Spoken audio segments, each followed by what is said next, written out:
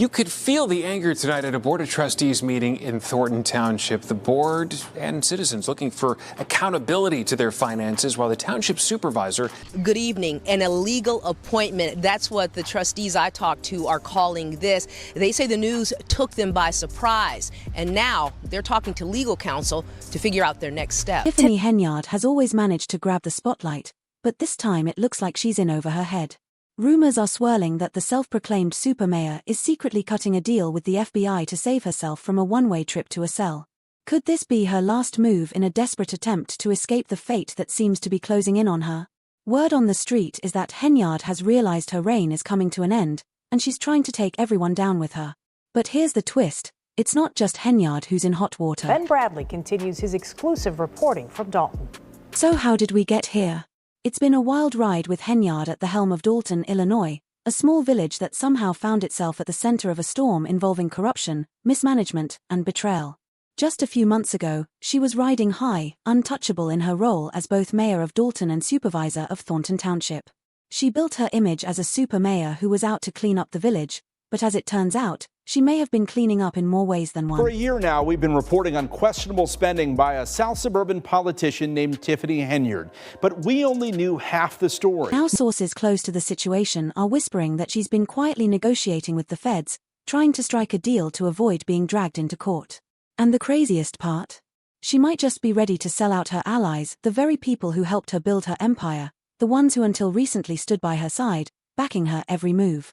It seems Henyard's loyalty only goes so far, and now that the walls are closing in, she's willing to throw anyone under the bus if it means saving herself. But it saddens my heart that you are up here at this special meeting and not downstairs where we have big bingo. Talk of the town is that Henyard's legal team, two high-powered criminal defense attorneys who have represented some big names, are working overtime to cut her the best deal possible.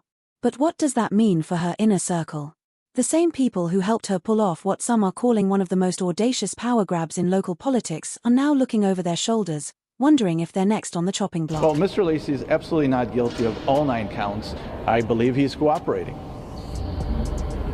And if you cooperate, you have to admit your guilt first. Henyard's rise to power wasn't just a solo act. She had a cast of characters working behind the scenes, people who played roles in what has now become a full-blown political scandal. Take Keith Freeman, for example. Freeman was once Henyard's closest ally, her right-hand man in Dalton and her trusted advisor in Thornton Township. Together, they ran the village with an iron grip. Freeman, a former village administrator and the registered agent of Henyard's controversial charity, was instrumental in helping Henyard maintain control over Dalton's finances until he wasn't. One way that the government always does it is to go and investigate people around her, and that's what they're doing here. Freeman was hit with federal charges for bankruptcy fraud, and just like that, their partnership soured. Henyard reportedly tried to cut him loose, even attempting to fire him at a village board meeting, but the trustees weren't having it. Freeman's fall from grace is just one example of how quickly Henyard is willing to sever ties when things get messy. But now, rumors suggest Freeman might be cooperating with investigators. If that's true, it could spell disaster for Henyard and her entire operation. You know, wrong is wrong, and there's a time to hold people responsible and accountable for their actions. Then there's Lacey, the former deputy police chief of Dalton, another key player in Henyard's circle. Lacey was no stranger to controversy. He was charged with bankruptcy fraud, just like Freeman. But that didn't stop Henyard from reappointing him to lead the police department despite protests from the village trustees. Lacey's appointment was just another sign of Henyard's defiance, her determination to maintain control no matter the cost. And just like Freeman, Lacey was loyal to Henyard until the feds came knocking. Coming in, I mean, unfortunately, we knew it was going to be a little messy, but it's just something we felt important that had to be done, that should be done. So, but like I said, Lacey, too, is now caught in the crosshairs of the federal investigation, and some believe he could be another pawn in Henyard's game of survival. His name has been linked to questionable overtime payouts, with reports showing that he raked in over $200,000 in overtime pay despite not being eligible for that money. The timing of these payouts has raised eyebrows, with many wondering if they were part of a larger scheme orchestrated by Henyard. But now that he's facing serious legal trouble, Lacey might be looking to strike a deal of his own. The township residents are paying for her fund. And it doesn't end there. Henyard's former assistant-turned-trustee, Carmen Carlisle, was once considered a loyal supporter of the supermayor, but as the scandal unfolded, Carlisle turned on Henyard, accusing her of unethical behavior and predatory practices. Carlisle claims that Henyard used her position to manipulate employees and vendors, funneling taxpayer money into her personal projects and luxury expenses. For the past 2 years, Henyard has manipulated employees, vendors, and residents using her position to increase her influence, all while projecting a false image of success, Carlisle said in a statement. It's a damning accusation, one that puts Carlisle at odds with the woman who once trusted her with her inner circle. Carlisle's whistleblower claims didn't just end with vague accusations. She laid out details about how Henyard's administration spent exorbitant amounts of money on first-class flights, 5-star hotels, and high-end dining, all on the taxpayer's dime. One trip to Austin, Texas, reportedly cost the village over $20,000, with Henyard and her entourage racking up bills at luxury hotels and steakhouse dinners. And let's not forget the $33,000 Henyard spent in a single day on Amazon purchases. These kinds of expenses weren't just frowned upon, they've become central to the ongoing federal investigation into her misuse of funds. Who would make a one-day purchase of over $40,000 to Amazon? And the main thing is, what is it? Henyard's spending habits have been scrutinized for months, with village trustees repeatedly calling for transparency. The village's general fund balance went from a surplus of over $5 million in 2022 to a deficit of nearly $4 million by 2024, a jaw-dropping financial collapse that many believe is directly tied to Henyard's reckless spending. Former Chicago Mayor Lori Lightfoot, who was hired to investigate Henyard's financial dealings, found that police costs had skyrocketed during Henyard's time in office, with some officers making more in overtime than their base salaries. One officer made over $100,000 in overtime pay in a single fiscal year, more than double his salary. We needed those officers to be on the street fighting crime. And instead, we have several officers that are riding around protecting. But here's where it gets really interesting. As the feds dig deeper into Henyard's finances, some are wondering if this whole mess is going to bring down more than just the mayor. With so many of her allies already facing legal trouble, it's becoming clear that this isn't just about one person, it's about a network of individuals who've worked together to enrich themselves at the expense of the village. Now, Henyard is reportedly ready to point the finger at each and every one of them if it means she can walk away without serving time.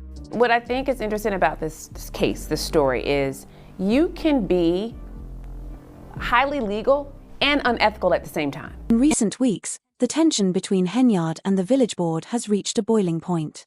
At a board meeting, village trustees voted to block Henyard from using credit cards for unapproved purchases, and they've placed restrictions on how much money can be spent on special events. These moves are seen as direct attempts to curb Henyard's influence and prevent her from continuing her lavish spending spree. But Henyard isn't backing down. She's vetoed multiple board decisions and continues to push forward with her own agenda, even as the investigation tightens around her. I am about to address some things as the supervisor. There will be no comments, there will be anything, it'll just be me addressing you guys to tell you what's going on. And what about those who once supported her but are now speaking out against her? Thornton Township trustee Chris Gonzalez, who once stood by Henyard's side, has been vocal about his disapproval of her spending. He's called her out for approving events that weren't even in the township's budget, like the infamous Taste of Thornton Township event, where Henyard shelled out $85,000 for a mini concert featuring Air Cake Wed and rapper Jay Holiday. The event was a flop, with barely anyone showing up, but Henyard still paid the performers top dollar for their 30-minute sets. Gonzalez's criticism is just one more sign that the cracks in Henyard's support system are growing wider. And by the Lansing Journal, trustee Chris Gonzalez said, "Or the administration can adhere to some financial limits. We're not looking to necessarily..." Rumors of Henyard's potential deal with the FBI swirl. The question on everyone's mind is, who's going to take the fall with her?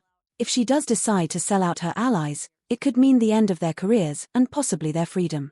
Will Freeman, Lacey, and Carlisle be dragged down with her, or will they, too, cut their own deals to avoid prison time?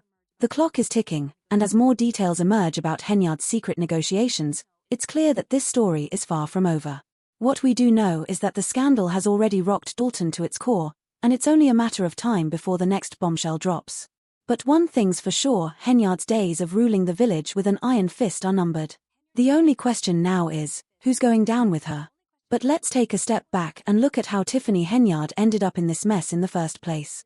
The story of her downfall didn't happen overnight, though it sure feels like it's spiraling out of control now. Henyard's time in office has been marked by scandal after scandal, But nothing compares to the level of corruption and chaos she unleashed on the village of Dalton. Her so-called super mayor image was built on promises of cleaning up the town, yet it didn't take long before people started to realize that Henyard wasn't cleaning up the village, she was cleaning up the village's bank accounts.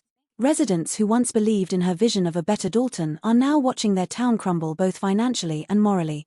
It's no wonder Henyard has earned herself the nickname Dalton Dictator, and the evidence is everywhere. Let's start with the basics: misuse of funds. This is where Henyard's troubles began to snowball. She wasn't just careless with Dalton's finances, she was reckless. From the moment she took office, she treated the village's budget like her personal credit card, shelling out thousands of dollars on lavish trips, high-end restaurants, and luxury hotels.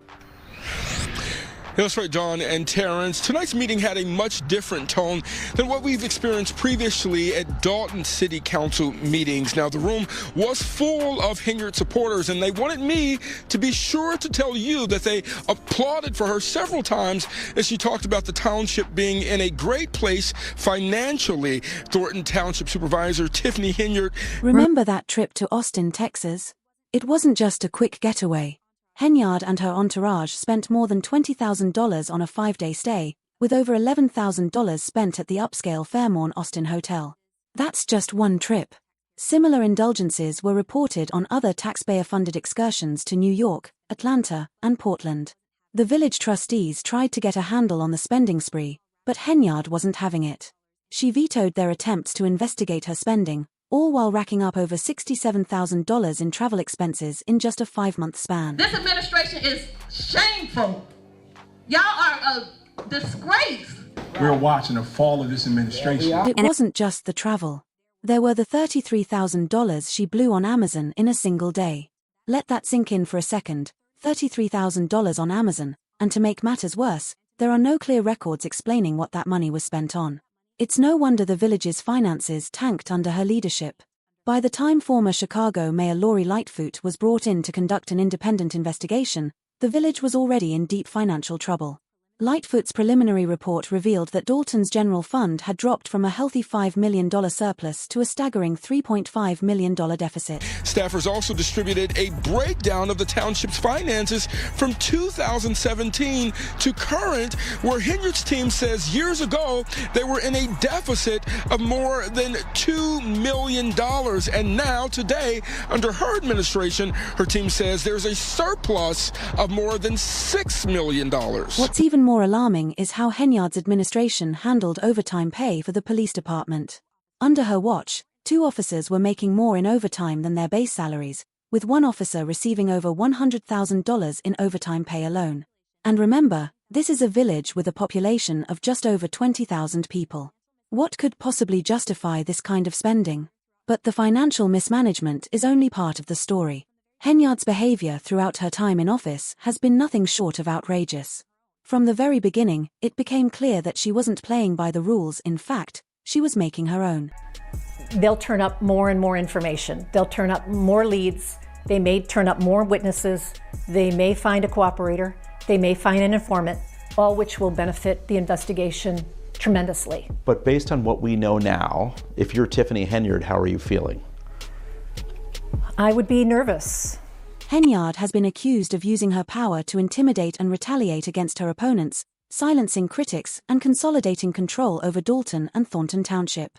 One of the most notorious examples of her bullying tactics was when she ordered her personal police detail to follow residents who dared to speak out against her. This personal security force, funded by the very taxpayers she was bleeding dry, became an extension of her power. The former Dalton police chief, Robert Collins, even spoke out about how Henyard's constant demand for a large security detail crippled the department's ability to fight crime. I do not handle anything as relates to with credit cards. As you heard me speak today in my board meeting about, I do not handle that. Some of those charges are for you, though. No, sir. You didn't go to Las Vegas?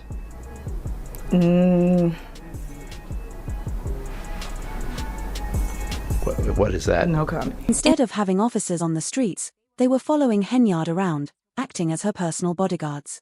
We needed those officers to be on the street fighting crime, Collins said, but instead, they were riding around protecting the mayor. Henyard's heavy-handed approach didn't stop there. She also found ways to retaliate against her political enemies. Take the case of Valeria Stubbs, a former trustee and vocal critic of Henyard. Stubbs' home was shot up in the middle of the night, and though no one was harmed, Stubbs has repeatedly suggested that the attack was an act of intimidation orchestrated by Henyard. Gardner says he's been harassed and his business raided and shut down by Dalton police.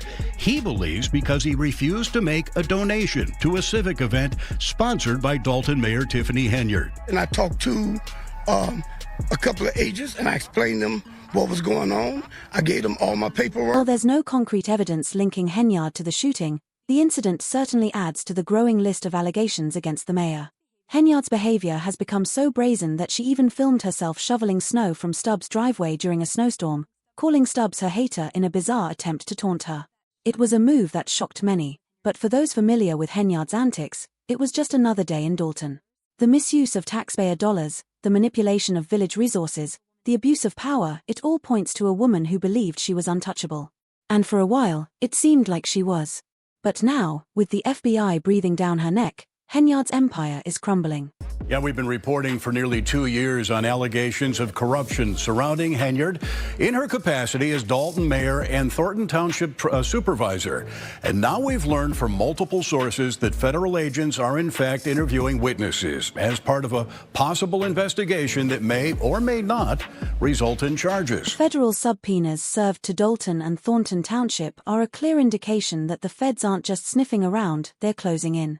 These subpoenas are reportedly seeking records on everything from the village's finances to Henyard's political fund and even her cancer charity, which, by the way, has come under scrutiny for its own shady dealings. Yes, the Tiffany Henyard Cares Foundation. The foundation was supposed to be a charitable effort aimed at helping cancer patients, but like everything else tied to Henyard, it's shrouded in controversy. Not only has the foundation failed to file the required financial disclosures with the state, but it also received a $10,000 donation from Thornton Township on the very day it was chartered. The offer to our seniors, and they told us, your card doesn't work. And I stand in the fight because I want the boys and girls of the next generation to see what it looks like to come out of controversy and to come out of all the hatred unscathed.